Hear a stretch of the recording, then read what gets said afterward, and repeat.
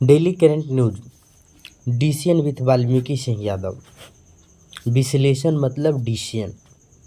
आज के इस सेशन में हम लोग मिनरल डिफिशियंसी डिजीज, मिनरल और इनकी कमी से होने वाले रोगों के बारे में चर्चा करेंगे।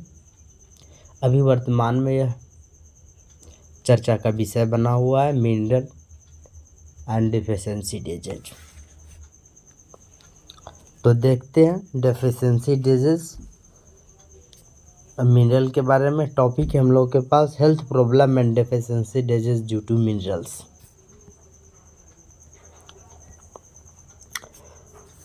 डेफिशिएंसी डिजीज है क्या?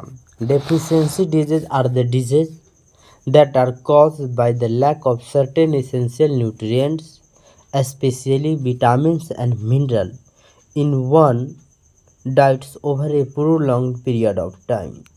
यानी कि एक लंबे समय तक भोजन में न्यूट्रिएंट्स पोषक तत्वों की कमी होती है, बाद में चलकर हमारे शरीर में उन पोषक तत्वों की कमी हो जाती है और वही पोषक तत्व का कमी डेफिशिएंसी डिजीज का कारण बनता है।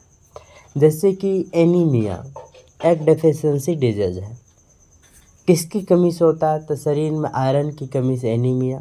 विटामिन B12 अगर कमेगा तो नर्व सिस्टम में प्रॉब्लम। कैल्शियम अगर कम सकता है तो बोन वीकनेस। यही एक प्रकार का डिजीज है डेफिशिएंसी डिजीज। डिजीज भी कई प्रकार के हैं। एक वायरल डिजीज होता है, संक्रामक रोग होता है, एक असंक्रामक रोग होता है। संक्रामक रोग प्रसारित होने वाला रोग है। असंक्रामक रोग उनके शरीर में किसी कारणवश उत्पन्न होता है, जैसे कि कैंसर असंक्रामक रोग है। संक्रमण रोग में कोविड-19, वायरल फीवर, टाइफाइड, यह सब एक प्रकार का संक्रामक रोग है। तो disease there are many type of the disease के कई प्रकार हैं। तो आज हम लोग केवल और केवल डेफिशिएंसी डिजीज के बारे में पढ़ेंगे। देखते हैं डेफिशिएंसी डिजीज में मिनरल्स का क्या रोल्स है। तो पहले मिनरल के बारे में चर्चा करेंगे। तो मिनरल है क्या? The natural occurring inorganic element और compound having an orderly internal structure and characteristic chemical composition, crystal form and physical properties। यानी कि मिनरल के पास जो होता है क्रिस्टल की आकृति होता है। यह इनऑर्गेनिक एलिमेंट्स है। एक बहुत कॉमन और यूजुअली डिफिनीशन हम लोग पढ़ते थे, the substance which is obtained from the earth crust. वैसा पदार्थ जिसे हम लोग ज़मीन से खोदकर खदानों द्वारा प्राप्त करते हैं वही मिनरल्स कहलाता है। और उसमें बहुत कॉमन एग्जाम्पल होता था उस समय हम लोग के पास सेंधा नमक या काला नमक। सेंधा नमक या काला नमक की प्राप्ति खदानों से की जाती है और इसकी आकृति एक क्रिस्टल फॉर्म में, यहाँ सब कुछ दिख रहा है, क्रिस्टल फॉर्म की आकृति होता है। इरेगुलर शेप होता है। क्रिस्टल्स का कोई रेगुलर शेप नहीं होता है, इरेगुलर शेप हुआ। जैसे कि आयरन पैराइट एक प्रकार का मिनरल्स ही है। Noble opal, amber, gypsum, topaz, ये सब एक प्रकार का मिनरल्स है। तो वही है, minerals are the inorganic element or compound having an orderly internal structure and characteristic compositions होता है, crystal form and physical property। The mineral which are used in a storage in large quantity in the body are the calcium, chloride, magnesium, phosphorus, potassium and the sodium। यह सब हमारे body में large amount में है। इसको हम लोग कहते हैं माक्रो न्यूट्रिएंट्स। मतलब इसकी क्वांटिटी हमारे बॉडी में ज़्यादा, क्योंकि कैल्शियम बोन हड्डी है। तो हमारे शरीर में हड्डी का स्ट्रक्चर काफ़ी कॉम्प्लिकेटेड है और उस हड्डी के स्ट्रक्चर में कैल्शियम ही है। टीथ कैल्शियम है। मैग्नीशियम मसल्स का निर्माण करता है, काफ़ी ज़्यादा अमाउंट में मसल्स है, मतलब एक प्रकार का major minerals. Mineral play a major role in the protection and production of living organism. ये सुरक्षा में और विकास में लिविंग ऑर्गेनिज्म एक बहुत भूमिका निभाता है। Minerals are vital component of our food. They fulfill a wide variety of function. एक बहुत बड़ी वैरायटी ऑफ फंक्शन को हमारे बॉडी में ये फुलफिल करता है, जैसे बिल्डिंग मटेरियल निर्माणाधीन पदार्थों के रूप में आवर बोन्स हड्डी के निर्माण में, influencing muscles nerve functions and regulate the body water balance. शरीर में वाटर को भी संतुलित करता है, जल संतुलन का कार्य करता है। अगर शरीर में किसी कारणवश डिहाइड्रेशन होता है तब उस समय क्या किया जाता है कि शरीर में ORS का घोल पिलाया जाता है, जिसको हम लोग कहते हैं ओरल डिहाइड्रेशन साल्ट, जिसमें कई प्रकार के कंपोनेंट सोडियम, क्लोराइड, पोटासियम, यह सब के सब मिले होते हैं, डेक्सट्रोज, और यही ओरल डिहाइड्रेशन साल्ट हमारे बॉडी में पानी की मात्रा को बैलेंस करता है। और इसमें मिनरल्स के रूप में सोडियम, पोटासियम, क्लोराइड, क्लोरेट और डेक्सट्रोज पाया जाता है, जो वाटर बैलेंस का काम करता है। There are also component of hormone या हार्मोन का भी component and enzyme and other biological active compound.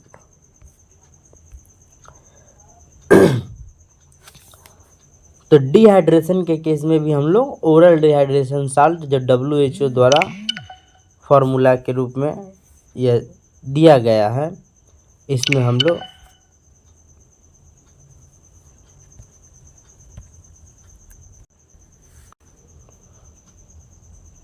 तो ORS का हम लोग उपयोग करते हैं। उसके बाद आयरन पैराइट, यह सब तो हम लोग देख ही हैं। Type of mineral and deficiency disease, minerals के प्रकार और डेफिशिएंसी डिजीज की बात करता है।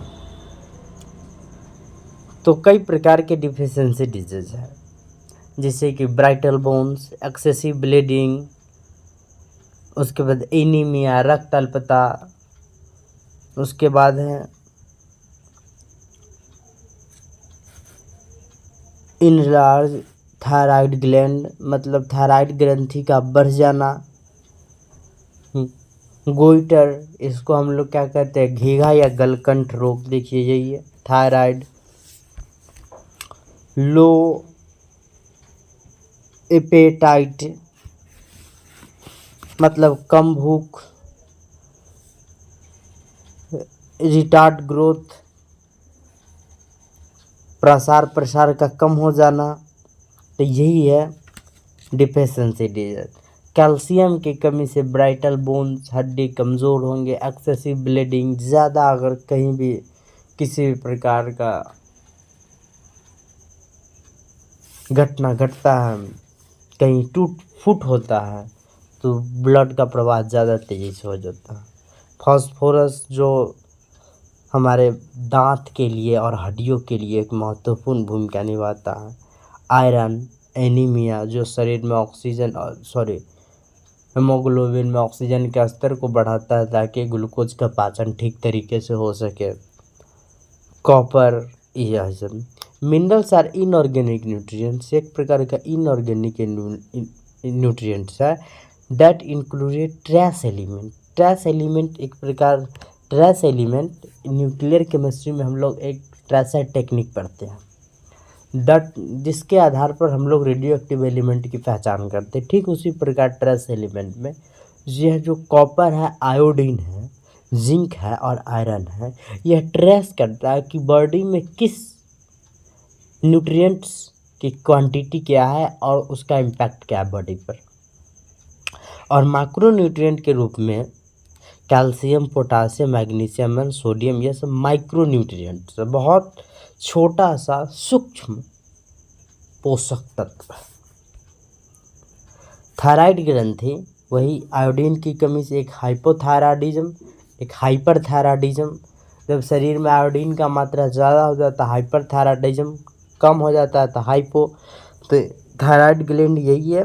और एक इमेज हम लोग को दिख रहा है नॉर्मल थायराइड, और एक दिख रहा है गोइटर, जिसको हम लोग क्या कहते हैं, गलकंठ या घेघा रोग। इसमें थायराइड ग्रंथि का आवश्यकता से अधिक बढ़ जाता है। ठीक है।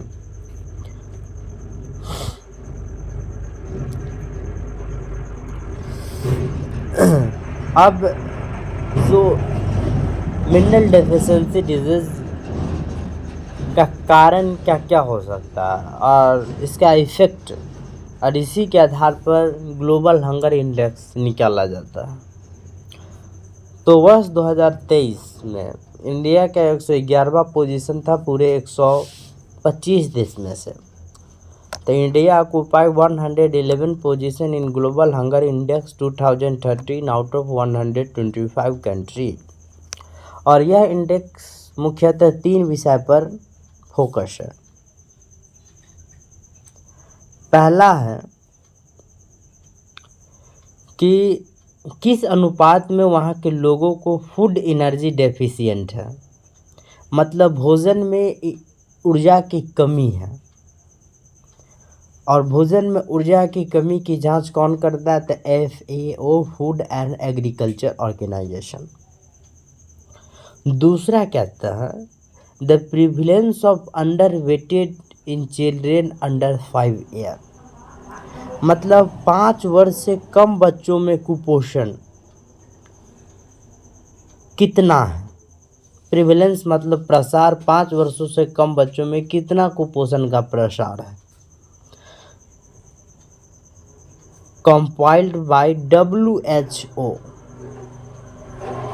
जो WHO के द्वारा कंपाइल किया जाता है, वर्ल्ड हेल्थ ऑर्गेनाइजेशन। और तीसरा है the mortality rate of the children age under 5 year. Mortality मतलब मृत्यु दर, मतलब 5 वर्ष से कम आयु के बच्चों का मृत्यु दर कितना है। तो वही है, the global hunger index can be reported on the basis of 3 ways. First, the proportion of the people who are food energy deficient estimated by FAO. Second है the prevalence of underweighted in the children under 5 years as compiled by WHO. And the third and the most important, the mortality rate of the children age under the 5 year. On the basis of this data, global hunger index can be reported by UN.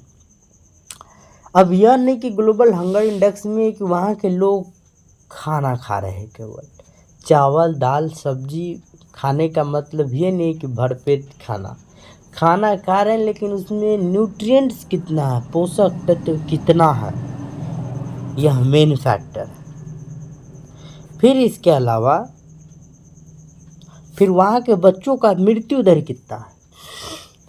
फिर इसके अलावा वहाँ के बच्चों में कुपोषण की स्थिति क्या है।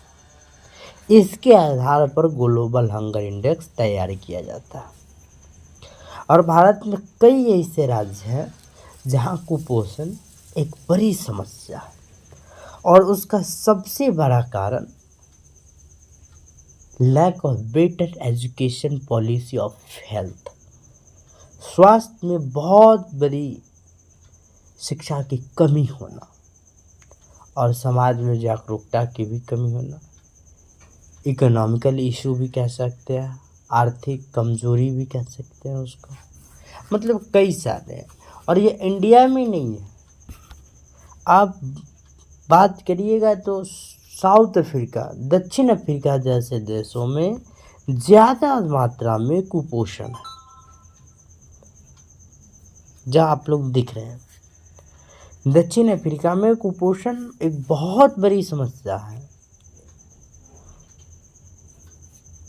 और जिसके लिए सभी सरकारों ने दक्षिण अफ्रीका और कई सारे देश, नाइजीरिया, इन सभी के बच्चों को कुपोषण से निकलने के लिए सरकार ने आर्थिक सहायता भी प्रदान किया और WHO खासकर इन सभी मामलों पर अपनी निगरानी बनाए रखे हुए हैं।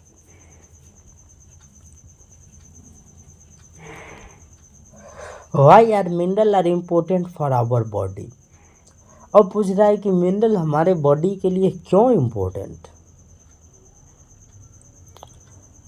They are essential for the people growth of body to maintain the good health. Body के प्रॉपर ग्रोथ के लिए बहुत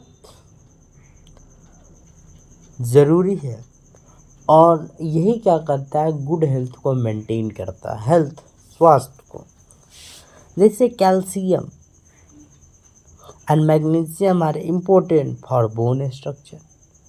अगर इन सबों की मात्रा कम जाती है तो हड्डी कमज़ोर होगा, मुलायम होगा, टूटने का डर बना रहेगा। Iron needs for our red blood cell to transport oxygen, मतलब लाल रक्त कोशिका को ऑक्सीजन देगा ताकि ग्लूकोज का पाचन हमारे शरीर में हो और वह ऊर्जा के रूप में स्थानांतरित हो, ट्रांसपोर्ट हो एक ऑर्गन से दूसरे ऑर्गन तक और ऑर्गन सिस्टम द्वारा डिस्ट्रीब्यूट हो और वही ऑर्गन सिस्टम एक बॉडी को बेहतर हेल्थ प्रदान करे।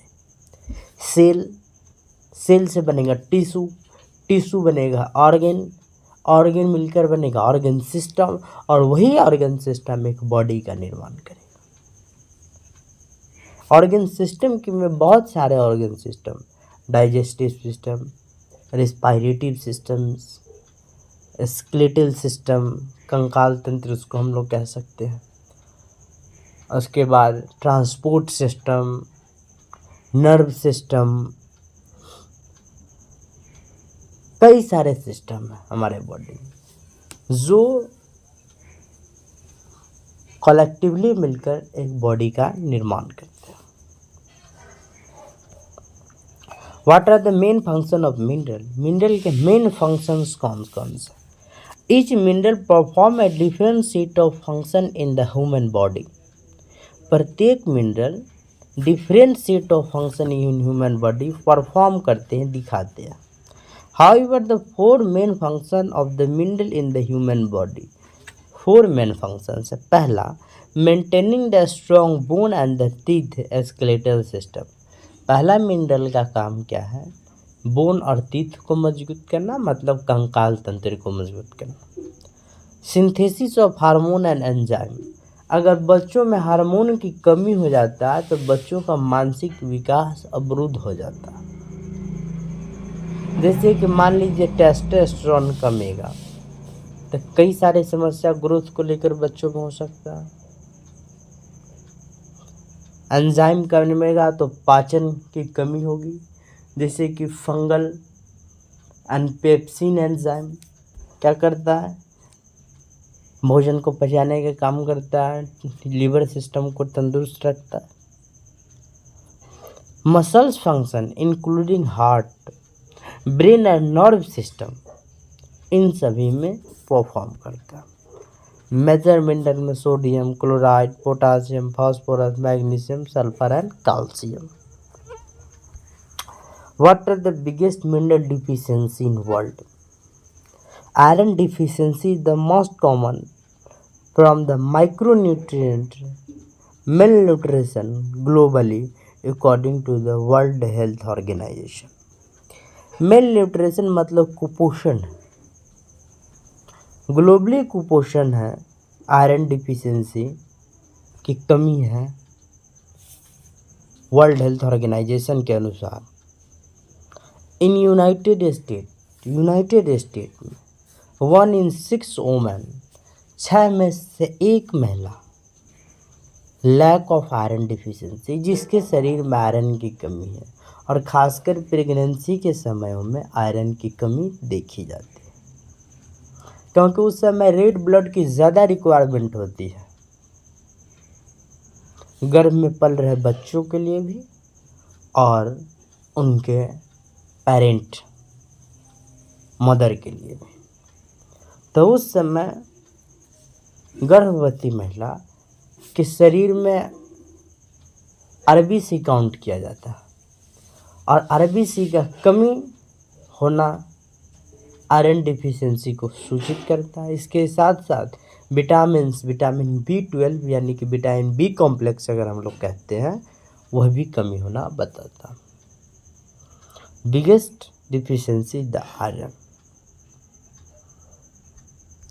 तो इस सेशन में हम लोग यहीं तक रहे आज के डेली करंट न्यूज़ प्रोग्राम में, और कई सारे टॉपिकों पर हम लोग चर्चा भी किया। इनमें से सबसे महत्वपूर्ण रहा मिनरल डिफिशिएंसी, इसके साथ ओरल रिहाइड्रेशन साल्ट। तो डेली करंट न्यूज़ प्रोग्राम में इसी तरह आप लोग बने रहिए। मिलते हैं हम लोग फिर नेक्स्ट सेशन में किसी नए टॉपिक पर, और उस नए टॉपिक में हम लोग कुछ ऐसे चीज़ों को शामिल करेंगे जो डेली करंट न्यूज़ से रिलेट करता हो और चर्चा का विषय भी बना हो। तो देखते रहिए आप लोग डिसीजन विद वाल्मीकि सिंह यादव, विश्लेषण मतलब डिसीजन।